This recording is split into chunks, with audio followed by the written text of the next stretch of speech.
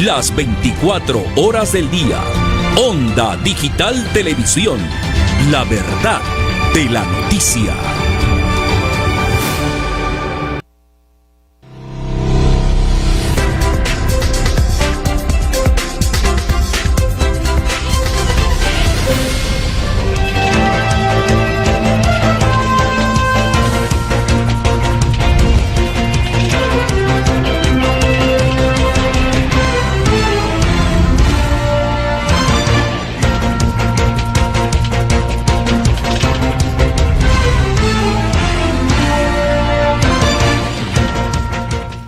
Bueno, y estamos con el doctor Jan Izquierdo Loaiza, cirujano digestivo y laparoscópico de avanzada, cirujano metabólico, con quien vamos a conversar un poco sobre este tema. Yo, por ejemplo, sé de la cirugía laparoscópica, pero primera vez que escucho un cirujano digestivo y de avanzada, ¿no? Vamos a conversar con él. Doctor, ¿cómo está? Muy buenas noches. ¿Qué tal, Marco? ¿Cómo está? Buenas noches. El gusto es mío, pues, estar acá presente, darme la oportunidad, el espacio. Y sí, me gustaría expresarme en cuanto a las preocupaciones, las dudas que pueda tener la audiencia en relación a varios temas. Primero conocer un poco, ¿no? Porque el ser médico no es que ingresas a la universidad y a ver qué estudio ahora, ya voy a estudiar medicina y 5 años, no. Porque el médico nunca deja de estudiar, nunca deja de prepararse. Así es. La medicina avanza todos los días y eso lo vemos nosotros a diario en la televisión, en los informes médicos, ¿no? Entonces, ¿cómo decide estudiar medicina? ¿Qué pasó? ¿Había referentes en la familia? ¿Vio algún tema, algún caso que lo impactó y dijo, tengo que ser médico? Esa es una bonita pregunta porque es un poco personal. Mi familia viene muy de abajo. Yo soy de Iquitos. De Iquitos. Belén, Punchana. Me crié en Belén. Un saludo para todos los amigos de Iquitos. Yo soy natural de Iquitos. Nací en el Hospital Regional de Punchana. En el año 90, época de terrorismo, mi madre buscó una mejor oportunidad en Lima y vinimos acá, como cualquier provinciano que viene, a buscar una oportunidad como tal. Y salimos adelante.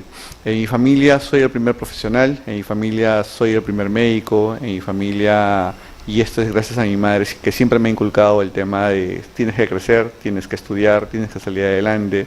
Me ha hecho madurar muy rápido y darme cuenta de que si de alguna forma Dios me ha bendecido con el tema de la inteligencia, porque es una bendición definitivamente, más allá del enfoque que uno puede tener al momento de estudiar, es para ayudar a las personas. Y ahí es donde uno, al terminar el colegio, que estudio, y obviamente en ese umbral de carreras uno dice, bueno, voy a estudiar lo que de alguna forma mi mamá siempre me inculcó, que es para ayudar a las personas, y es ahí donde comienza la carrera de medicina. Al inicio de la carrera, obviamente, como cualquier chico universitario, primer, segundo año, a veces toma decisiones que no están de acuerdo al tal, pero en el transcurso de los años, nuevamente mi mamá detrás mío, seguimos con el crecimiento, termino la carrera de medicina. ¿Dónde estudió, disculpe? Yo soy en la Universidad San Martín de Porres, pregrado. Termino la carrera de medicina, se da el examen de ENAN en el año 2016, obtengo buen puntaje, gracias a Dios me da la potestad de poder coger una plaza Serún en Puerto Maldonado. Yo he hecho Serún en Huepeto de Puerto Maldonado, en la región minera, de minería ilegal. Conozco esa realidad, conozco la realidad. Santa Rosa, La Pampa. Conozco toda esa realidad, Sí, la carretera. Tengo contacto directo con lo que significa tener un obrero ilegal, significa la enfermedad de tuberculosis, significa el VIH, significa gente con muchas enfermedades que a veces el Estado, a veces el tema no llega. Y ahí tenemos que decir y hablar claro, ¿no? Y decir el abandono del Estado, porque ahí no vemos la presencia del Estado por ningún lado. Ahí hasta cierto punto eso es bastante cierto, porque uno ve en el camino de Mazuco nada más, al Puerto Maldonado, ve dos realidades. La zona, por así decirlo, del lado derecho, donde ve todo forestado, ve el tema de los árboles, la selva como tal, y del lado izquierdo, donde ve todo deforestado, por la minería ilegal, que de alguna forma sigue siendo algo que por muchas poblaciones es necesario porque es su día a día, pero de alguna forma sí afecta a nuestra naturaleza, afecta al Estado como tal. Bueno, terminó el Serún, hice lo que pude con la población estando ahí, como serunista, y durante ese proceso de Serún, obviamente un médico serunista tiene opciones, y la opción que yo tomé fue estudiar.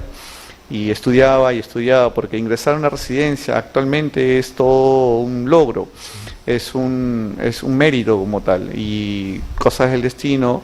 Lo que yo siempre pedí a Dios, y yo siempre trabajo con Dios, es básicamente ingresar a la residencia. Ingresé en esa época, tercer lugar a nivel nacional, y pude hacer mi residentado en el Hospital Sabogal, cosa que fue la mejor decisión de mi vida. Me abrieron muchas puertas, conocí mucha gente mayor, conocí lo que era cirugía. Siempre desde muy pequeño, como estudiante de medicina, me llamaba la atención la parte quirúrgica, la parte resolutiva, sin menospreciar mis colegas de otras ramas, pero la parte quirúrgica era algo que a mí me orientaba mucho en cuanto a la resolución que uno puede tener frente a enfermedades como tal. Entonces, es lo que yo opté por cirugía general. En el camino de los 3 años de residencia uno va formándose en diversos campos, porque dentro de la formación hay una currícula que se tiene que cumplir, y dentro de esa currícula llama mucho la atención la parte digestiva, la parte abdominal, en donde uno va saliendo de la residencia, sigue estudiando. O sea, uno sale de residencia y particularmente ya en ese entonces uno tiene que tomar decisiones, que es trabajar, porque obviamente ya para mis 30 años se supone que hay que tener un trabajo estable. O estudio, ¿no? Bueno, tengo que comer. De alguna forma, ¿no? Porque ya a esa edad ya también hay que apoyar en la casa y todo lo demás. Gracias a Dios llegué a Huancayo, trabajé en Huancayo 6 meses en el Hospital Ramiro Priale, estuve de la mano de un gran cirujano que fue, por así decirlo, mi mentor en muchas patologías complejas, el doctor Larrauri, y de alguna forma fui creciendo, me empapé de mucha nutrición, de mucho tema quirúrgico, y siempre los colegas mayores dan consejos que para un cirujano joven en ese entonces son muy valiosos, que es seguir estudiando, seguir aprendiendo. Y posterior a Huancayo fui a Brasil, estuve alrededor de 3-4 meses en Brasil haciendo lo que... Brasil está muy desarrollado en el tema quirúrgico, ¿no? Sí, en el claro. tema de operaciones y todo. Sí. De Latinoamérica es el mejor parado. Sí, el Brasil es uno de los países que más desarrollo quirúrgico tienen. El Brasil es uno de los países donde yo fui a realizar mi tema metabólico. Está muy desarrollado en cuanto al tema cultural de cuidado de paciente. De por sí todos los pacientes son asegurados, todos. Ya tienen un sistema de salud un poco más implementado. Entonces el lugar donde yo fui fue un centro especializado de obesidad metabólica como tal, y operaban bypass gástrico. Ya. Pacientes de 115 kilos, 120 kilos. Que estaban de moda en ese momento. Más que de moda, es un tema cultural de salud, porque Ya. Brasil tiene una alta tasa poblacional de pacientes con sobrepeso y sobre todo enfermedades metabólicas. Y comorbilidad, entonces, ¿no? Exacto, También, o sea, es enfermedades terrible. metabólicas, comorbilidades, estamos hablando de pacientes con IMC más de 40, IMC de 38. Entonces llegué a un lugar donde de alguna forma este manejo lo hace la parte de salud. Mi mentor, el doctor Frank Casalo, fue un mentor que sumó mucho en mi formación. Luego de eso estuve en México con el doctor Ortiz, un mes más o menos, y también vimos la parte bariátrica, lo que es cirugías de manga gástricas, procedimientos bariátricos como tal, y también la sumatoria de procedimientos metabólicos en cuanto a la conversión de mangas y todos los procedimientos. O sea, toda una gama de formación en cuanto a la parte metabólica. Cirujano digestivo viene de que la sumatoria de la experiencia, la sumatoria de los estudios en Argentina, en España, o sea... Un cirujano digestivo básicamente ve todo lo que es el tracto digestivo en la parte resolutiva quirúrgica, ¿no? Como tal, aparte de la cirugía metabólica, que tiene otro enfoque, pero en cuanto a cirugía digestiva vemos lo que es patología gástrica, patología de vía biliar, patología propiamente del intestino delgado, patología del colon. Entonces tratamos de darle solución tal cual. En este caso podemos ingresar el cáncer en algún estadio. Nosotros como cirujano digestivo, o mi persona como cirujano digestiva, no es cirujano oncólogo, Ya. pero el manejo de un paciente oncológico como tal debe ser manejado por un equipo oncológico, un médico oncólogo, un cirujano oncólogo. Sí, le pregunto porque no vaya a haber alguna confusión. No. Porque estamos hablando intestino, colon. Mi enfoque es inflamatorio. Ya. ¿Ok? Pero en algunas ocasiones, como trabajo en sistema de salud, yo trabajo en salud, cuando el paciente oncológico tiene una emergencia, como cirujano de guardia, como cirujano Claro, que... tiene que atenderlo, ¿no? Exacto. Tenemos Ahora, que solucionar. doctor, ¿qué pasa? Porque a veces la gente se confunde, ¿no? La gente dice, no, se ha hecho la banda gástrica. El otro dice, no, es una manga. No, no es manga, es banda. Entonces, tenemos la banda, la manga, y tenemos este globito también que te meten Claro. y te lo inflan, ¿no? Así o es. sea, ¿estos son los únicos 3 procedimientos o hay otros procedimientos más actualizados? Más que actualizados, es una gama de procedimientos. Ya. Los conocidos antiguamente era la banda gástrica, Ujú. hasta los años 2000 más o menos. La banda gástrica con B está en desuso, ya no se usa actualmente, es raro encontrar un cirujano que realice banda gástrica. Ya. Se ha demostrado en el tiempo las fallas en cuanto al proceso, las complicaciones a largo plazo, entonces no está en uso. Lo que está de moda es la manga gástrica con M, que es la gastric sleeve, que es básicamente conformar el estómago, retirar el 75-80% del mismo, Ya. la hormona la grelina, y obviamente esto reduce en cuanto al tema del volumen, de cuánto yo puedo consumir, y ya tiene una afectación ya hormonal, porque obviamente no tenemos la hormona del apetito. Aparte que tiene una afectación en cuanto a la leptina, el momento del descenso del peso.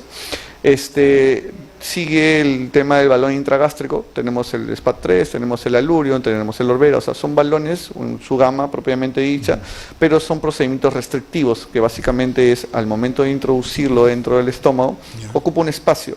Claro. El espacio que genera dentro del estómago obviamente afecta el volumen que nosotros consumimos al momento de ingerir nuestros alimentos. Lo que yo siempre le digo a mis pacientes, en cuanto a balones intragástricos o restrictivos como tal, como balón, básicamente es para generar hábitos.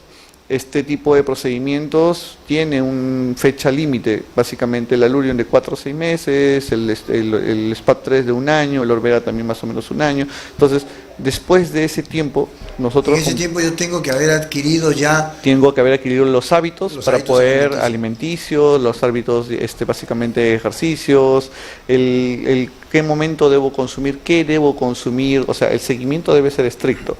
Y obviamente el seguimiento endoscópico que se tiene que realizar a estos pacientes. Doctor, ¿no? 2 preguntas. Yo escuchaba una vez una persona que decía, me hicieron la operación de la banda gástrica y tomé gaseosa y casi me muero. Casi me posible. muero porque sentía, acá tenía la gaseosa, no me dejaba la burbuja. Y el tema de la manga gástrica, o sea, me quitan el tema de sentir hambre. O sea, yo voy a comer a un horario porque tengo que comer a un horario, no necesariamente porque, ay, ya me dio hambre, quiero comer, lo necesito. No. Ya, primera pregunta que es importante saber, todo paciente que se realiza un procedimiento bariátrico o metabólico, porque también se puede considerar dependiendo de cuál es el fin, es que soy paciente bariátrico. Hay cosas que me tengo que limitar como paciente bariátrico. Yo, por ejemplo, ¿no? Si yo tengo una manga gástrica y tengo un régimen alimenticio de un volumen cuantificado, supongamos de 200 cc, y adicional a eso meto una bebida o consumo una bebida gasificante, esta bebida gasificante obviamente por el propio hecho de tener gas puede ocasionar un aumento de presión dentro de la manga gástrica, y esa es la sensación que acabas de manifestar, que obviamente sí puedes tomar gaseosa, pero tienes que saber en qué momento. Si yo acabo de consumir mis alimentos, que es el volumen adecuado, ya no puedo superar ese volumen porque va a haber un reflujo gastroesofágico del remanente. Y que puede ser fatal también. ¿no? Puede presentarse vómitos, los vómitos pueden presentar neumonía aspirativa y con ello justamente condiciona complicaciones de la parte respiratoria. Claro. Pero a largo plazo, cuando tenemos un paciente así que aumenta o de alguna forma no sigue las indicaciones del equipo bariátrico, porque es un equipo que trabaja con el paciente, puede conllevar a reflujo gastroesofágico y condicionar a que esta manga gástrica tenga que ser convertida a un bypass, porque esa zona del esófago no está acostumbrada al nivel de acidez que manejamos en el estómago, y a largo plazo eso puede conllevar a un esófago de Barrett o en todo caso a un cáncer esofágico. O sea, tiene que cuidarse el paciente. Úlceras, Exacto. tipo de Básicamente cositas, ¿no? evoluciona paso a paso, llevando al final, conlleva a un cáncer. Entonces, es importante que el paciente pueda entender. Ahora, hay que entender el momento en donde sucede este incidente.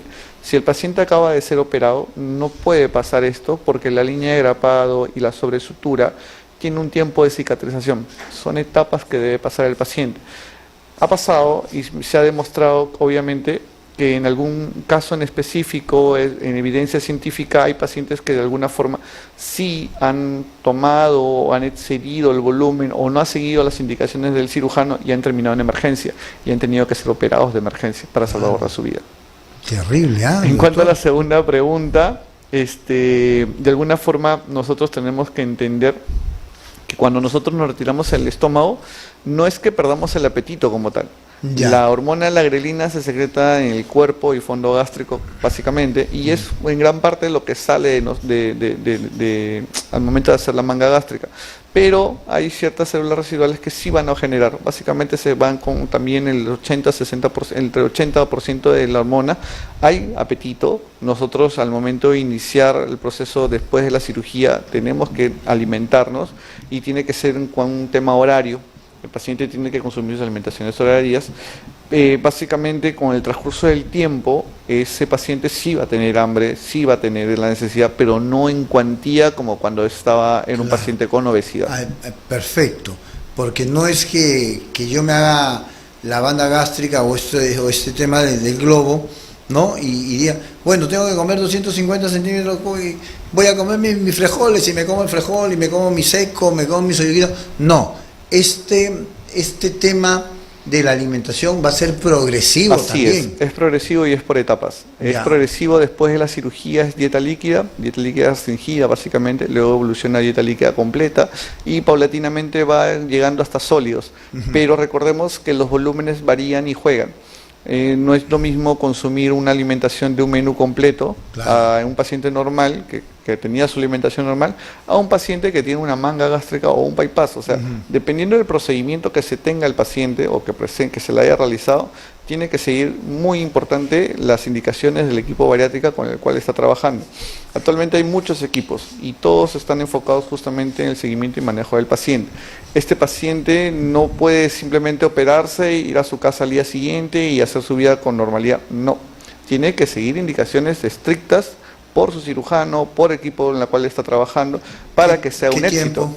Básicamente, incluso los controles se hacen de 6 meses a un año. Bueno. Estos seguimientos se tienen que hacer un estrictos. año ya lo más, ¿no? Seguro, claro, posiblemente, normalmente, ¿no? Por ejemplo, mi persona con el equipo que trabajo, le hacemos seguimiento al 3 días, al quinto día, al 10º día, luego al mes, y así sucesivamente cada mes hasta el 6º mes, donde se hace su endoscopía control, y luego de 6 meses, o sea, al año después de ser operado, se le hace una segunda endoscopía control para ver cómo está yendo el paciente.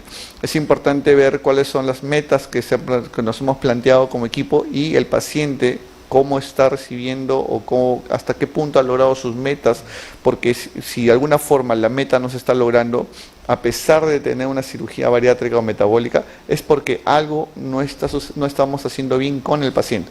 Puede ser o el paciente no lo está haciendo bien. Exacto. A eso iba justamente, ¿no? Pueden haber temas psicológicos, tal vez un familiar ha enfermado, tiene un impacto emocional, tal vez tenga un tema en la cual no pueda conseguir las proteínas o de alguna forma, o sea, hay todo tipo de paciente y cada uno de ellos debe ser individualizado. Doctor, yo escuché por ahí una vez una persona que dijo, se hizo la manga, creo que fue la manga gástrica, pero igual luego subió de peso. Eso es una pregunta también importante y eso sucede también en procedimientos restrictivos como los balones intragástricos. Recordemos esto, básicamente cuando hablamos de manga gástrica, hasta manga gástrica son herramientas, sobre todo los procedimientos restrictivos como los balones intragástricos. Pero si yo tengo una manga gástrica y obviamente recordemos que el estómago tiene músculo, y no sigo las indicaciones del médico, o por último, y pasa muy frecuentemente, me ha pasado en mi equipo, que he tenido pacientes, que han llegado a su meta, bajan 25 kilos, y luego porque ya lograron su meta, piensan que esa meta se va a mantener siempre. Y eso no es cierto. El paciente sigue siendo bariátrico y toda la vida va a ser bariátrico. Ya. Pero recordemos que el estómago tiene músculo, y como cualquier músculo, al momento de ejercitarse, aumenta de tamaño. Claro. Y cuando yo voy aumentando volúmenes, ese estómago también va a aumentar de tamaño. Entonces va a llegar un punto en que si es un paciente que se ha perdido en el tiempo y de alguna forma ya no tiene seguimiento por el equipo, o en todo caso se olvidó completamente de hacer el seguimiento o en las indicaciones médicas o nutricionales que presenta, este paciente va a aumentar de peso. Y es más frecuente en pacientes con balones intragástricos porque recordemos que si no generamos el hábito en un año, cuando yo retire el balón, ese paciente va a retomar y va a hacer lo mismo que hacía antes. Y esto en cuantía de volumen, en cuantía de proteínas, grasa y todo lo demás, va a conllevar a que el peso que ha perdido, supongamos que sean 10 kilos en ese lapso de tiempo, o gane 15 kilos. Entonces, ha bajado 10, pero en el transcurso del tiempo, después de retirar el balón, ha subido 15. Y ahí es donde uno dice, ¿tiene efecto rebote? No es efecto rebote. El efecto rebote como tal, en terminología médica, no existe tal cual. Es una falta de adherencia a los hábitos que se tiene que plantear el paciente, una falta de seguimiento de indicaciones que se tiene que plantear el paciente. Y muchas veces yo le digo a los familiares del paciente, es un cambio de chip. Si yo veo que sufro obesidad, tengo comorbilidades y deseo cambiar mi estilo de vida, deseo cambiar o mejorar el tema nutricional, tengo que hacer ese cambio de chip. Y una vez hecho ese cambio, recién proceder con los procedimientos que puedo necesitar, sea balón, sea manga o sea los procedimientos metabólicos como bypass. Doctor me dice, tengo gastritis después de haber tenido Helicobacter. ¿Me puedo hacer la banda? Esa es una pregunta también muy importante. Todo paciente que ingresa al procedimiento o en todo caso se prepara para el procedimiento, mejor dicho, previo a la cirugía, hay un tema de preparación. Esta preparación debe estar realizada por evaluaciones médicas clínicas. Ya. Perdón. Entonces, el paciente, número 1, se saca exámenes basales. Número 2, pasa por un gastroenterólogo. En el gastroenterólogo esa pregunta es importante responder porque el gastroenterólogo le va a hacer una endoscopía control. La endoscopía viene a ser una endoscopía bariátrica en donde se determina la anatomía del estómago o de lo que se va a trabajar, básicamente porque vamos a colocar grapas. Imaginemos que no hacemos esa endoscopía y el paciente tiene un tumor que ni él sabe que tuviese y nosotros estamos ligando o seccionando esa zona. Nunca nadie estudió el estómago, nunca se hizo el diagnóstico. Lo mismo sucede con el Helicobacter pylori y el HP. Es importante recibir un tratamiento previo a la cirugía, pero de alguna forma, si no se hace esta cirugía, se ha demostrado en ciertos estudios que si no se recibe el tratamiento o no está usando la medicación posterior a la cirugía, porque también pasa, puede ser que el alineamiento de grapas o en todo caso el tema de las fugas intestinales, hay cierta asociación. No es que te va a pasar al 100%, pero sí se ha demostrado que hay asociación en cuanto a fugas del estómago al momento de hacer la cirugía en pacientes que no se ha demostrado que tienen Helicobacter pylori. O sea, siempre es importante hacer el control. Si tienes el tema del HP, tienes gastritis crónica, tratar antes de someterse a una cirugía bariátrica antes de seccionar el estómago. Y lo mismo ocurre con los temas psicológicos, porque también pasas un tema psicológico. Tienes que tener un visto bueno de un psicólogo bariatra, el visto bueno del psiquiatra debe ser necesario antes de someterse a este tipo de procedimientos. Sucede que a veces hay pacientes que sufren de atracones nocturnos en las cuales nosotros hacemos procedimientos bariátricos y no pueden controlar ese impulso. Al no controlar ese impulso, sufre de atracón con la manga gástrica y termina en emergencia para ser operados porque se abrió todas las grapas. Entonces, el paciente debe ser estudiado completamente. Peso, pues, llegué a un peso de 200, 220 kilos. ¿Soy una persona afín para una de esas operaciones o tengo que iniciar un tratamiento para de repente bajar un poquito? Estamos hablando de un paciente con obesidad mórbida. Ya. Hay pacientes con obesidad mórbidas con 200 kilos, va a depender de la talla de peso para sacar un IMC, pero supongamos que mide 1,90, 1,80, ya de por sí sigue siendo un IMC más de 45. ¿Ok? Entonces, ese tipo de pacientes se pueden operar, sí, pero hay tratamientos puentes. ¿Qué es un tratamiento puente? Básicamente, como bien lo mencionas, bajar de peso hasta cierto punto en donde pueda ser operado sin mayor complicación. Lo que sucede es que este tipo de pacientes son pacientes proinflamatorios. Ya de por sí el sobrepeso causa una proinflamación, pero cuando tengo obesidad mórbida es un estado inflamatorio continuo. Entonces, si yo entro en este tipo de pacientes y de frente hago un bypass, que es lo indicado en ese tipo de pacientes porque es un procedimiento metabólico puro, puede ser de que tenga alguna complicación relacionada a la cirugía. Científicamente se ha demostrado que en ese tipo de pacientes el tratamiento puente sirve y va de la mano, es más seguro. ¿Qué es un tratamiento puente? O bien le coloco un balón intragástrico, logro que baje cierta cantidad de peso, luego paso una manga gástrica, luego que tenga un descenso de peso paulatino y al final el paciente termina con un bypass. Cada paciente de esa índole o ya de por sí de cualquier estadificación de IMC tiene que ser individualizado, porque ningún paciente es similar a otro en relación a necesidades, metas, las comorbilidades, tal vez el paciente solo tenga la necesidad de bajar de peso por un tema preventivo, que ya está demostrado que hasta cierto límite IMC puede ser operado, pero siempre evaluado por el equipo multidisciplinario. Claro. ¿Y cualquiera se puede realizar estos procedimientos o hay restricciones? No, hay restricciones. Los procedimientos bariátricos y metabólicos no están hechos para pacientes con IMC normal o incluso con sobrepeso. Tiene que tener un cierto grado de comorbilidad para poder someterse o valorarse. Yo he conocido casos en los cuales hay pacientes que no tienen ni siquiera sobrepeso, pero sí se han llegado a operar. El problema con esto es que la otra cara de la moneda de una manga gástrica, de un bypass, es la desnutrición. Entonces puede haber pacientes que por verse un poco mejor, por pensar que es una cirugía estética, se sometan a estos procedimientos y van a la otra cara de la moneda, que es la desnutrición como tal, y tienden o son difíciles de tratar.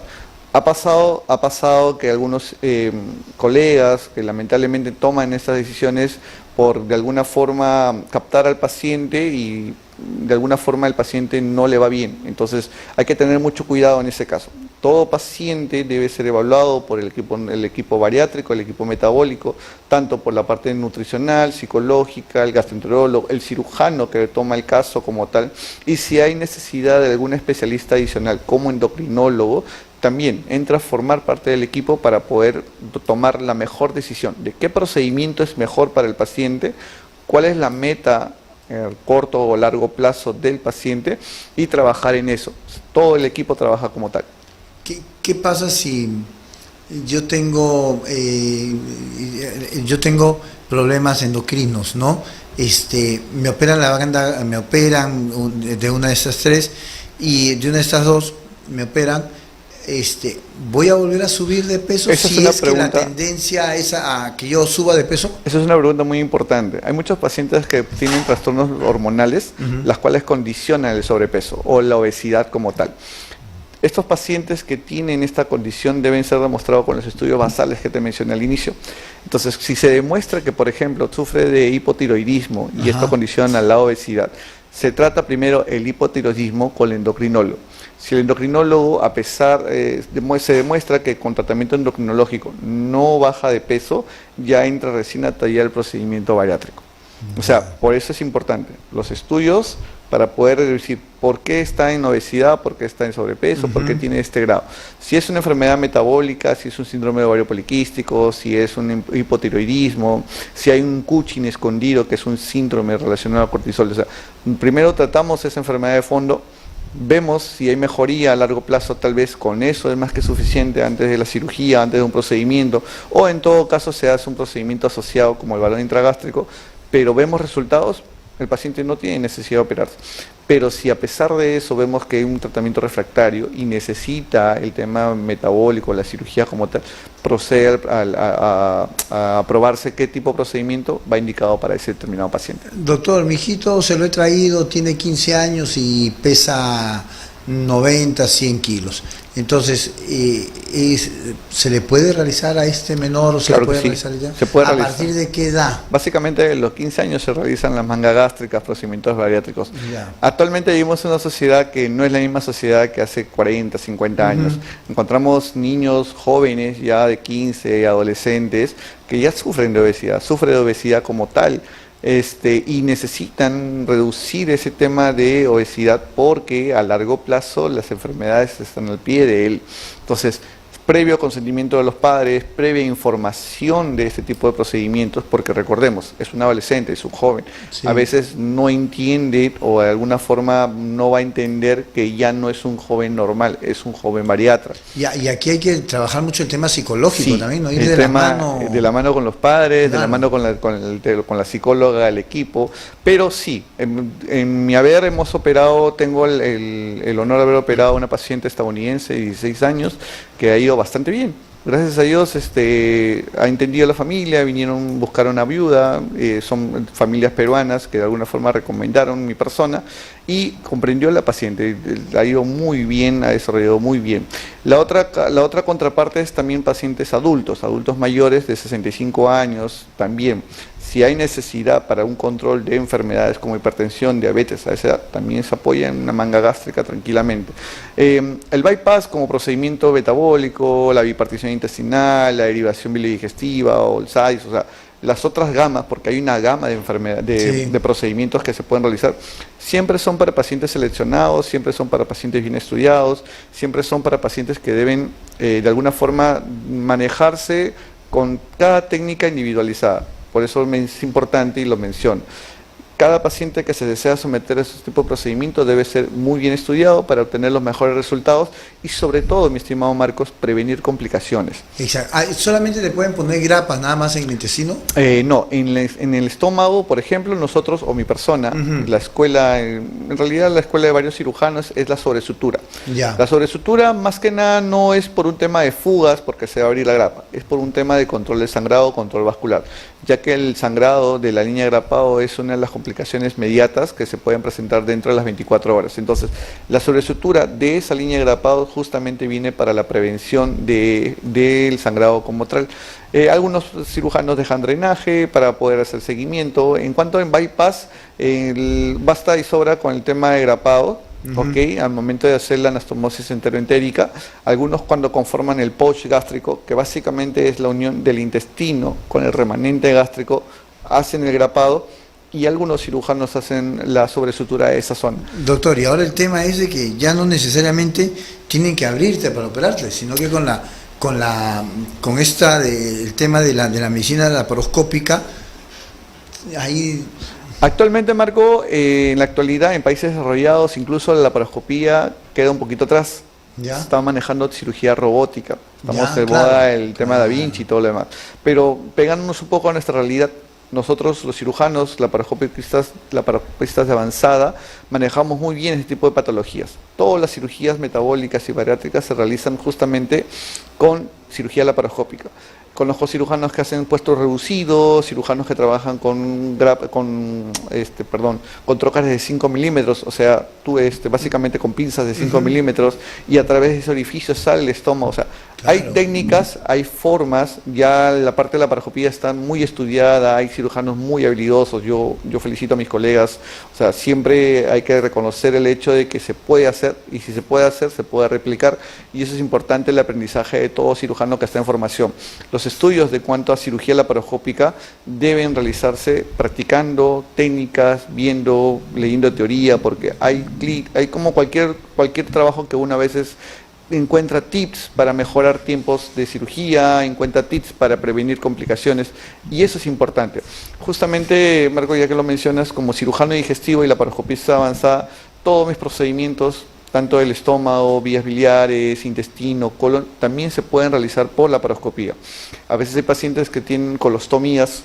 Colostomía es básicamente una apertura del intestino a nivel de la pared abdominal y buscan una solución. Y a veces los cirujanos solamente operan de forma abierta para poder anastomosar el cabo proximal o distal del recto con el ostoma.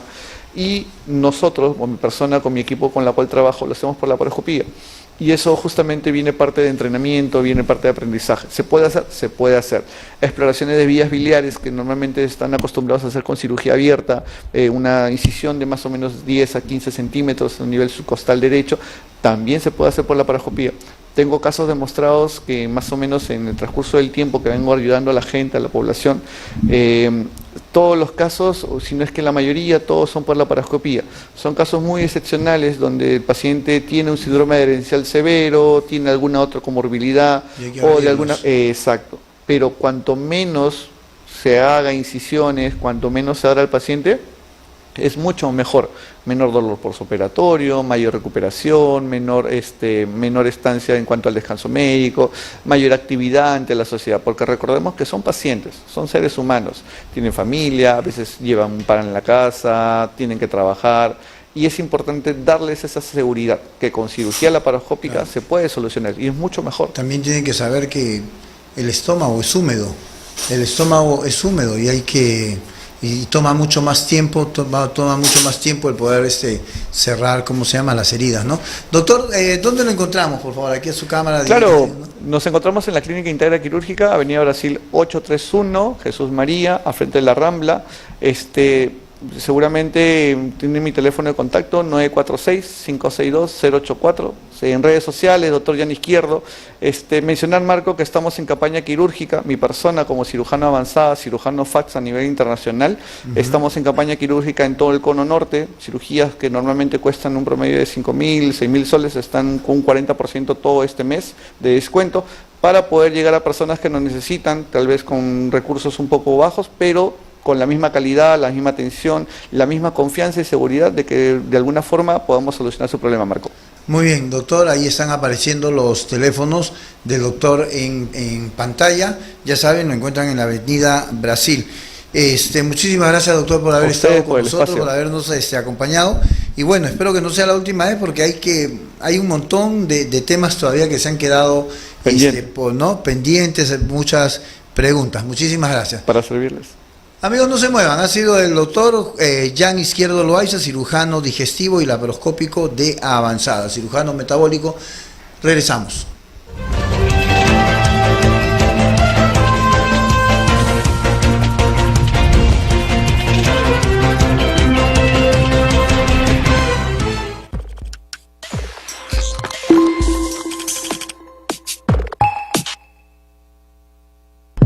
En Onda